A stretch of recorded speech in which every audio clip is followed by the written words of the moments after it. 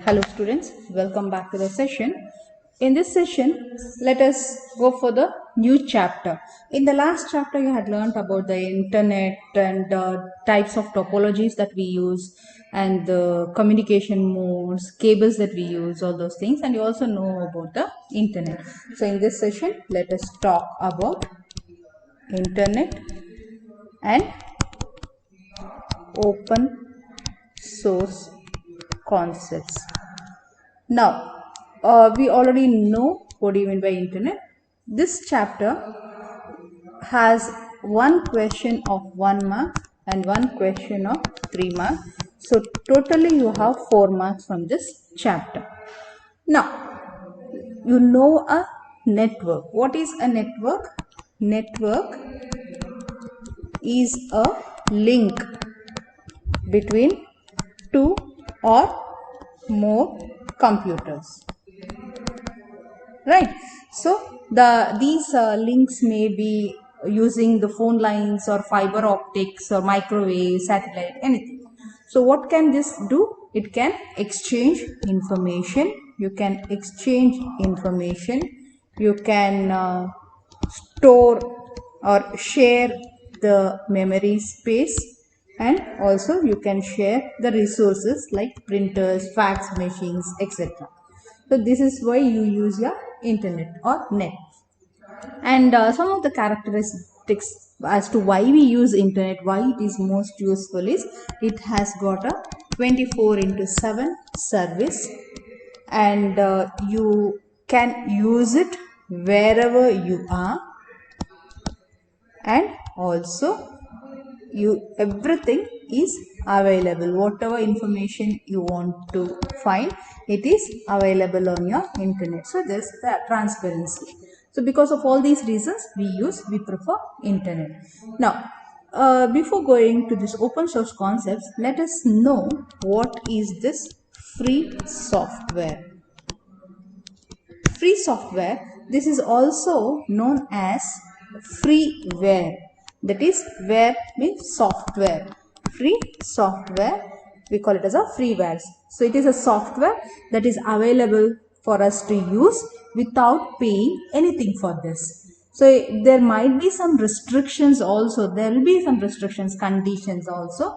That is, the source code is not available, and source code is not available, and redistribution is prohibited. Redistribution is prohibited. Now what do you mean by this? Source code, you already have learned this in the earlier sessions or last year's. Source code and object code. Now what do you mean by this source code?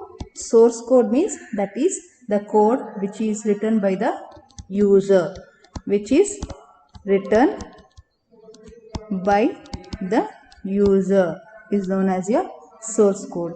Object code, that is which is converted or compiled by the compiler, is known as your object code. Right? So there might be some conditions saying that if you are downloaded, only you can use it, nobody else can use it. That is what you mean by your redistribution is prohibited. You cannot share it with anybody else. And whatever the original program that was written, that is available to you. All these are meant by your source code restrictions and redistribution prohibited. And free software means the users have the freedom to run the software, copy, distribute, make changes. If you want to improve the software, whatever you want, you can make these changes. That is what you mean by your free software. So there are certain freedoms, that is freedom to execute the program as per the user's requirement. That is freedom to execute the program as per the user's requirements, and the freedom to study how the program works and modify it. Program to study how the program works and modify it, and freedom to redistribute, freedom to redistribute copies to others, and freedom to distribute copies with modifications. So these are certain essential freedoms that is there for your free software. So a program is a free software if it gives the users all these freedom. Otherwise it is non-free.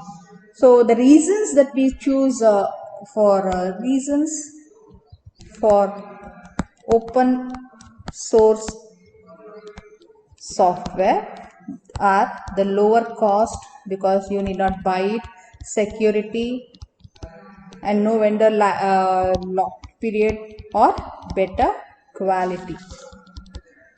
So, and you're going to go for some of the softwares in open source softwares is your Linux software, the Apache, Firefox. All those are your some of the examples for your open source software. So when a software program is open source, it means that the program source code is freely available to the public, that is anybody who wants to use. Some of the commercial softwares can be modified, and commercial softwares cannot be modified, but whereas your open source softwares you can modify and distribute, which is not possible in a commercial software. Now, open software, as we said, it is a software distributed with the source code so that anybody can study, modify according to their requirements, and they can also distribute it to others without any money, without any monetary advantage. So this is your open software. Open software doesn't just mean that you can access the source code. The distribution terms of the open software also have certain criteria. If you are going to distribute this, there will be certain conditions. That is free distribution. Free distribution, that is it will not, any party cannot sell it. You tell them not to give it again to anybody they want to. They can redistribute the software, and the license is not necessary. We talk about royalty, right? That is if you are selling something, some amount of that proceeds, whatever the commission, some percent of the commission has to go to the person who has created that. So there won't be any such fees in this software. That is what you mean by a free redistribution, no amount for that. And source code, that is the source code must be preferred, is a form in which the programmer can modify the program. The program has to include the source code and must also allow the distribution in the source code, as well as the whatever the changes you have made. That should be there so that they can download it from the internet without paying any amount. And derived works, that is it must allow whatever you are purchasing the software, not purchasing, you are getting it, it should be allowed to make modifications, and then again if you want you can distribute it to anybody else as the original software. So that is what you mean by your derived works. And integrity of the author's source code, that means open source license, it must guarantee that the source is readily available. You might have made any changes to the source code that you have taken, but the original source code should also be available. Whatever the changes is made to the earlier software can be easily made out. All these are the conditions that you have for the distribution of the open source software. And the other term that we are using in internet is your internetworking. Internetworking. So internetwork means it's a collection of different networks such as your WAN, LAN, MAN, whatever you have, they are connected by the intermediate networking devices. So the different kinds of networks can be interconnected using a multi-port, many routers and other networking devices to create an inter-network. So it will function as a single large network.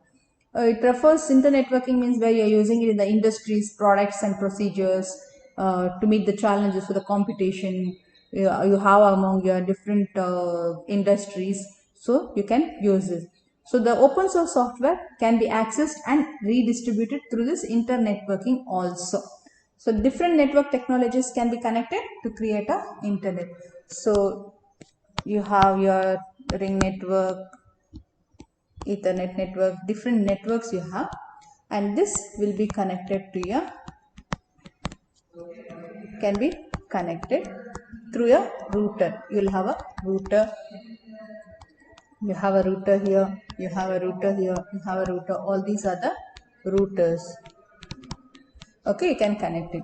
So the other two terms that has to be there in the free software community, that is a free software community that is going to, you are going to use for the redistribution of your software, is FLOSS and FOSS. Both are almost the same. Free, Libra, open source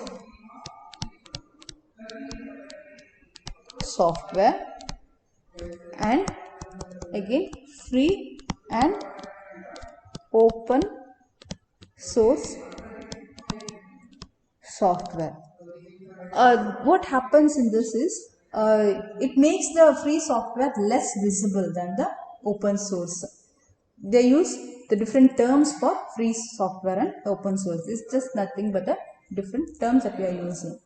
And you have one more term in this, that is your GNU. It is a standard. It's a Unix like computer operating system developed by the GNU project. It contains free software. It is full of free software. So it is intended as a complete Unix compatible software system. GNU means it is not Unix, but it is similar in design to Unix, but differs from Unix because it is a free software, and also it does not contain any Unix code. The combination of GNU software and the Linux kernel, we call it as a Linux, as GNU Linux. One more software, closed source software. You have one more type, that is your proprietary software or closed source software. This is a computer software which is licensed, which has got a legal right of the copyright holder. That is, the license is given the right to use the software only under certain conditions, and they are restricted from other users. That is, you cannot modify this, you cannot share this, you cannot study this, you cannot redistribute this or reverse it. So usually the source code is not made available in the proprietary software, whereas in your free software or freeware or the open source concept, you have the source code also. But in this closed source software or proprietary software, free source code is not available, or source code is not available at all. So this is your something similar to your commercial software. It is for sale, but not the source, but the source is not available. Now this is about your open source concept. Now let us go for the different terms that we are going to make use of. That let us go in the next session of this chapter. For now, let us end here. Thank you.